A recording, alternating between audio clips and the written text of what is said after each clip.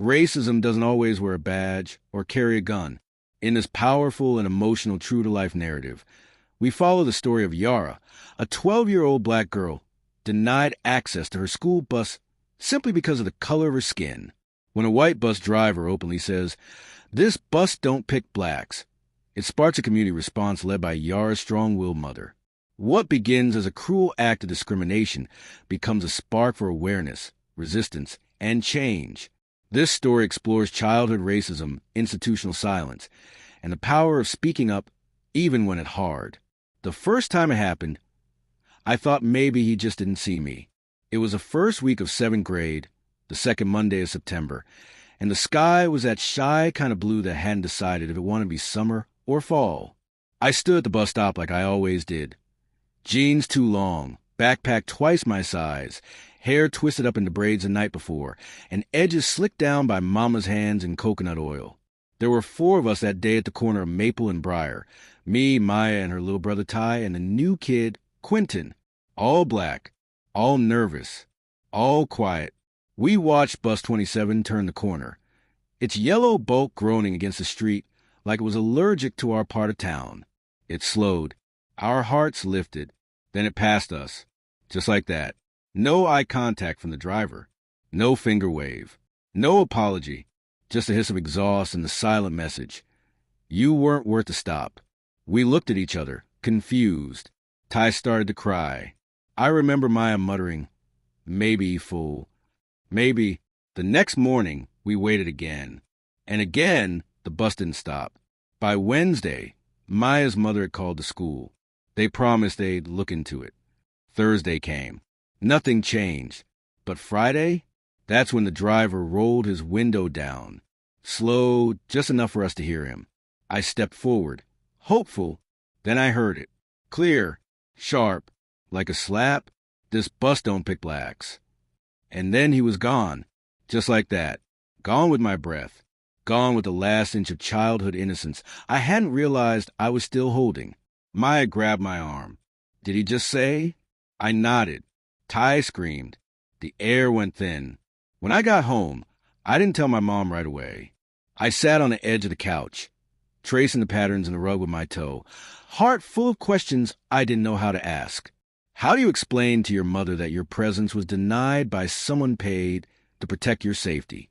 How do you say, "He looked me in my face and made me invisible"? But Mama knew something was wrong. She always knew. She stood in the kitchen, drying her hands, and asked, "Yara, baby, why you so quiet?" I swallowed, and then it came out, messy and furious, all the word at once. She didn't blink, didn't ask for clarification. She just stared at me for a long, quiet moment, her lips pressed so tight they almost disappeared. Then she nodded. "Okay." She didn't yell. She didn't cry. She wrote. She wrote letters to the school board, to the superintendent, to the local news station. She printed copies of every complaint and took a photo of us standing at the bus stop. By Monday, we weren't invisible anymore. The principal called a meeting that week. One of those early morning hush-hush, "Please don't let the media hear about this" meetings. It was just me, Mama, Principal Hall, and a man in a gray suit who introduced himself as Mr. Bernard from Transportation.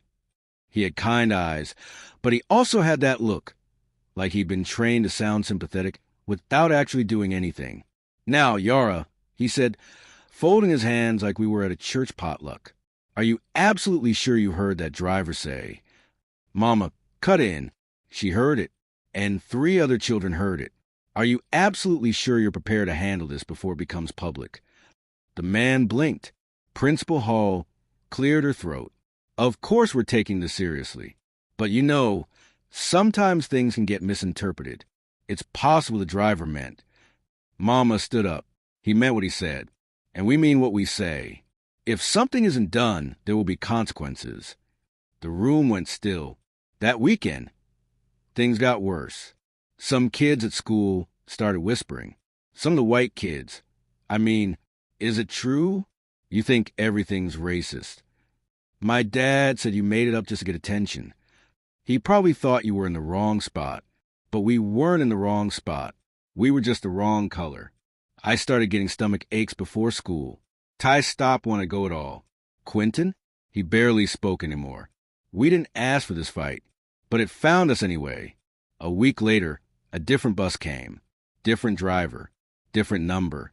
It stopped. The driver smiled. Let us in. Progress? Maybe, but it was the kind that felt like patchwork on a broken dam.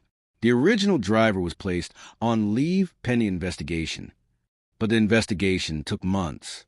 Then we heard he quietly retired. No apology, no admission of guilt, no press release, just silence. By the end of the school year, the school board agreed to hold an open forum on racial discrimination in transportation. Mama was invited to speak. She brought me with her. I sat on stage in front of a full auditorium. Parents, teachers, students, local press. Mama stood behind the mic and told the story. Our story. She didn't cry. She didn't scream. But her voice was fire. This isn't just about a bus. It's about a message. A message that tells our children, you're not welcome. You're not safe. You don't belong. And we won't stand for it. The crowd clapped. Some clapped because they meant it. Others because they didn't want to seem like they didn't. But in that moment, I realized we weren't invisible anymore. A year later, I was asked to write an essay for a student contest on equality in education. I wrote about the bus. I called it The Ride I Never Got. I ended with this. I used to think equality was about getting a seat on the bus. Now I know it's about building a system where nobody gets left behind in the first place. I won first place. They read my essay over the loudspeaker at school. Some kids clapped. Some rolled their eyes.